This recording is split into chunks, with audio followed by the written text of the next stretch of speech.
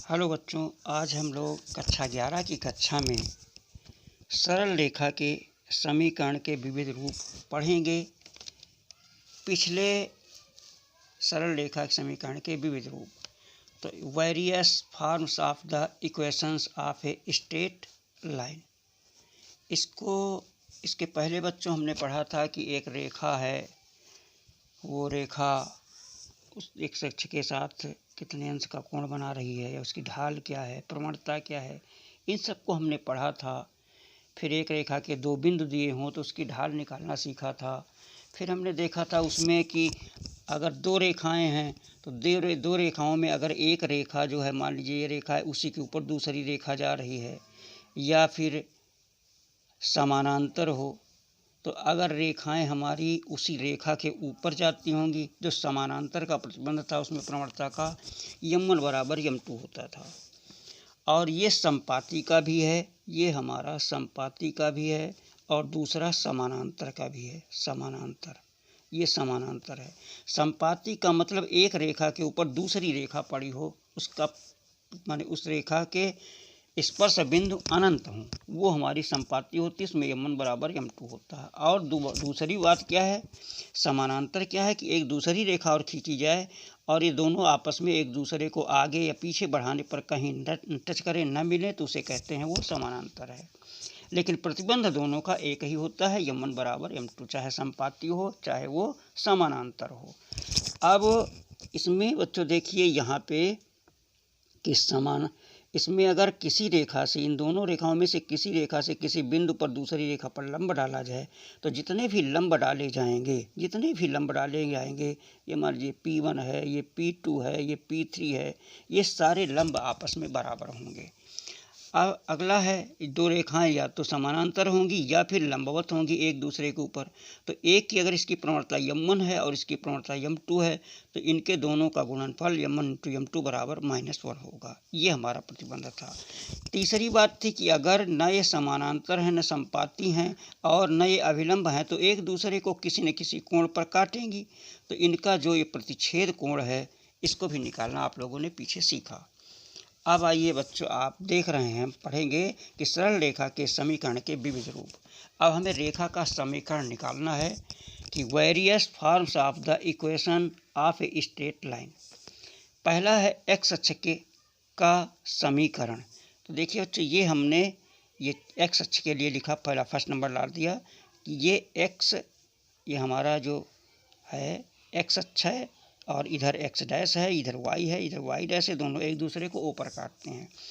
तो जो एक्स अक्ष का समीकरण है, एक्स अक्ष पर कोई बिंदु यहाँ हो, चाहे यहाँ हो, चाहे यहाँ हो, चाहे यहाँ हो, चाहे इस तरफ बाईं तरफ हो, तो देख रहे हैं बच्चों, जो बाईं तरफ हो या दाईं तरफ हो, तो एक्स का मान तो घटता या बढ़ता है, लेकिन वाई का मान 0 ही रहता है। तो जब वाई का मान 0 रहता है, तो हम कहेंगे एक्स अक्ष का जो समीकरण होगा वो y बराबर 0 होगा। रेखा का समीकरण क्या होगा, y बराबर 0। सेकेंड नंबर में इसी प्रकार y अक्ष का समीकरण, y अक्ष के समीकरण में बच्चों जो हमारा बिंदु रेखा होगी वो ओ से y की तरफ ऊपर की तरफ जाएगी या नीचे की तरफ जाएगी। तो इसमें ओ की तरफ जब ऊपर जाएगी तो उसका मान बढ़ेगा, और जब नीचे की तरफ आएगी तो उसका मान घटेगा। तो बढ़ेगा या तो फिर घटेगा, लेकिन x का मान जो होता है वही रहता है। तो इसे एक y अक्ष का जो समीकरण है x बराबर 0 होता है। अब इसके बाद तीसरा नंबर y अक्ष के समानांतर, जो y अक्ष है, y अक्ष के समानांतर रेखा का समीकरण। तो ये मान लीजिए हमारा x x डैश है, ये y y डैश है, ये ओरिजिन है।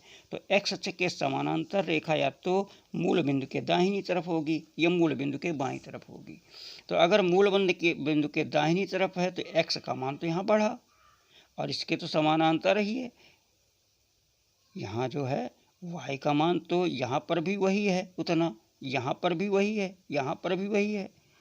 इसमें जो है इसमें जो x का मान तो वही रहेगा, x का मान तो वही रहेगा, लेकिन y का मान घट बढ़ रहा है। यही हमने बताया था कि इसका मान घटे बढ़ेगा और इसका नहीं घटे बढ़ेगा। तो यहाँ पे दूरी कितनी है, a ही रहेगी। तो x अक्ष के y अक्ष के समानांतर रेखा का अगर समीकरण दाहिनी तरफ देखा जाए तो x बराबर a होगा, तथा बाईं तरफ क्या होगा, x बराबर -a होगा। ये थर्ड नंबर है आपका। और चौथा नंबर है इसी प्रकार एक्स अक्ष के समानांतर रेखा का समीकरण। तो ये एक्स ओ एक्स डैश और वाई ओ वाई डैश हमारा ये आपका 2D बन गया और ये ओरिजिन है। तो वाई अक्ष कहता है, इसमें क्या कहता है, एक्स अक्ष के समानांतर, एक्स अक्ष के समानांतर चौथे नंबर में। तो एक्स अक्ष के समानांतर रेखा या तो इधर जाएगी ऐसे या फिर इधर जाएगी। तो अगर एक्स के ऊपर की तरफ ये जा रही है तो ये जो दूरी है ये तो वाई होगी, इसको हमने मान लिया बी है। और इस तरफ अगर इस तरफ है रेखा, मूल बिंदु के नीचे है, इधर एक्स ओ एक्स डैश के समांतर, तो ऊपर की तरफ होगी या तो नीचे की तरफ होगी। तो यहाँ की जो दूरी है ये वाई का जो मान है ये माइनस बी हो जाएगा, ये दूरी निगेटिव लिया जाता है। तो ऐसी दशा में इस रेखा का समीकरण वाई बराबर बी होगा या फिर वाई बराबर माइनस बी होगा, या तो बी प्लस में होगा या फिर माइनस में होगा। इसके बाद बच्चों चौथा जो नंबर हमारा आ रहा है, चौथा हो गया। इसके बाद आ रहा है रेखा के समीकरण का ढाल अंतःखंड रूप क्या है। ये आर्टिकल है, ये दूसरा नंबर आर्टिकल। दूसरे नंबर आर्टिकल में क्या है, ये रेखा के समीकरण का ढाल अंतःखंड रूप, ढाल या अंतःखंड रूप किसका है, रेखा का। रेखा का एक रेखा है उसका अंतःखंड या ढाल रूप क्या होगा, ये हमें निकालना है। तो हमने मान लिया कि ये हमारे पास एक, ये देखिए ये एक्स अक्ष, ये हमारा एक्स अक्ष हो गया और इधर ये वाई अक्ष हो गया, इधर एक्स डैश हो गया और इधर ये वाई डैश हो गया। और ये दोनों एक दूसरे को ओ पर काट रहे हैं, ये एक दूसरे को ओ पर काट रहे हैं। और यहाँ पे एक रेखा हमें दी गई है, जो एक रेखा है वो मान लीजिए ये रेखा जा रही है, यहाँ पे ये रेखा एक जा रही है एल रेखा। वो एल रेखा जो है आप देखिए यहाँ पे इसको, इस रेखा को हमने मान लिया ए बी रेखा है, मान लीजिए ये रेखा ए बी रेखा है, या रेखा कहिए ए बी रेखा कहिए। तो यहाँ पे इसको मान लिया एच पे काटा और यहाँ पे इसको क्यू पे काटा, ठीक है। और यहाँ पे हमने मान लिया यहाँ पे एक बिंदु P है, इसके कोऑर्डिनेट x कामा y हैं, x कामा y हैं। तो एक रेखा का समीकरण निकालना जो इस बिंदु से होकर के जाए तथा इस y अक्ष पर एक अंतःखंड काट रहा है, ये हमारा OQ काट रहा अंतःखंड, इसको हमने C मान लिया। ये कितना है, ये C है। तो हम क्या करेंगे बच्चों, इसमें C के समानांतर, इसके ये हमारा जो एक्स अक्ष है इसके समानांतर एक रेखा खींचेंगे और P से इस पर लंब डालेंगे। मान लीजिए यहाँ पे लंब ये PM पड़ा और यहाँ पे आकर के ये EL हो गया। तो P के हमारे कोऑर्डिनेट क्या हैं, P के कोऑर्डिनेट क्या हैं, P के कोऑर्डिनेट हैं x कामा y, x कामा y। और ये जो हमारा OQ है, OQ बराबर कितना है, ये C है, ये अंतःखंड, इसे कहा जाता है अंतःखंड। अंतःखंड किसका है, y अक्ष पर कटा अंतःखंड, अंतःखंड। तो और इस कोण को हमने मान लिया बच्चे थीटा है, ये कोण थीटा मान लिया। तो जब ये कोण थीटा है तो इस रेखा के OL रेखा के समानांतर ही हमारी QM रेखा है।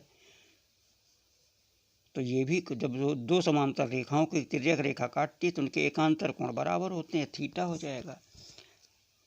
अब यहाँ पे कोण क्या है, कोण का मान, ये ढाल आप मान लीजिए, इसका ढाल क्या है या इसकी प्रवणता क्या है, जो ए बी रेखा है, ए बी रेखा की जो ढाल है वो थीटा है। ढाल जो दिया है वो कितना है, थीटा है, थीटा है। इसलिए प्रवणता कितनी हो जाएगी, प्रवणता बराबर हो जाएगी tan थीटा, इसे हम लिखेंगे tan थीटा, ये tan थीटा हो जाएगी। अब हम त्रिभुज ले रहे हैं बच्चों, त्रिभुज हमारा क्या है, समकोण त्रिभुज, समकोण त्रिभुज। समकोण त्रिभुज कौन सा है, PMQ, PMQ में, PMQ में क्या है कि tan थीटा ये बराबर हो जाएगा लंब बटे, ये लंब हो जाएगा PM और बटे आधार हो जाएगा QM। अब देखिए बच्चों, P के कोऑर्डिनेट x कामा y हैं, तो यहाँ से PL में अगर हम ML घटा दें तो PM मिल जाएगा। क्या लिखेंगे? इस PM की लंबाई को निकालने के लिए PL माइनस ML लिख देंगे, ML लिख देंगे, और बटे ये QM ही हमारा रहेगा, QM रहेगा।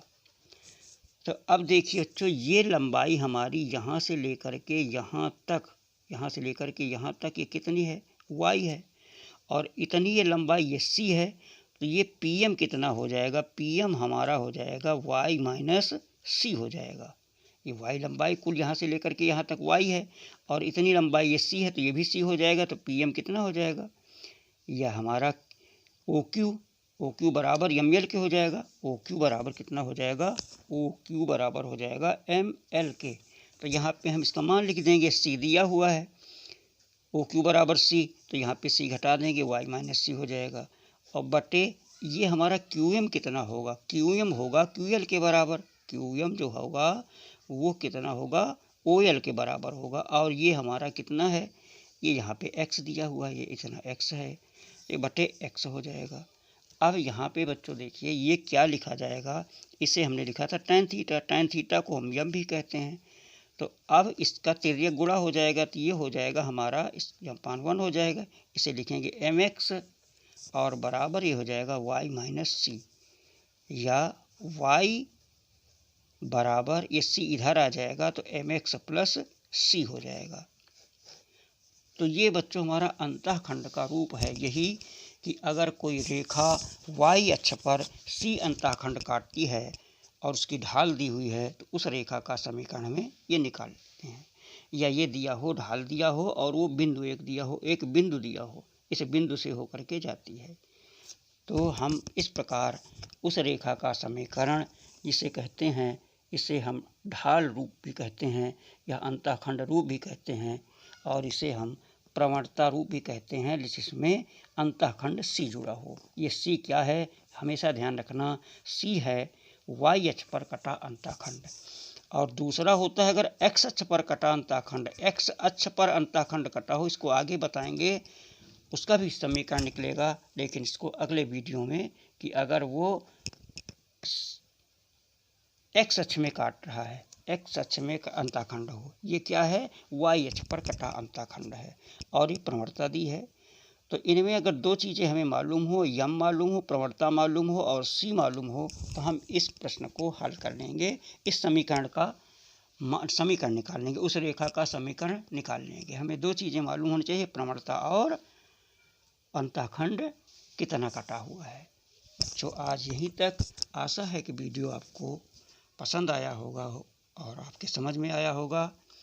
मेहनत करके पढ़िए, और हमारी शुभकामनाएं आपके साथ हैं। स्वस्थ रहो, तंदुरुस्त रहो। धन्यवाद।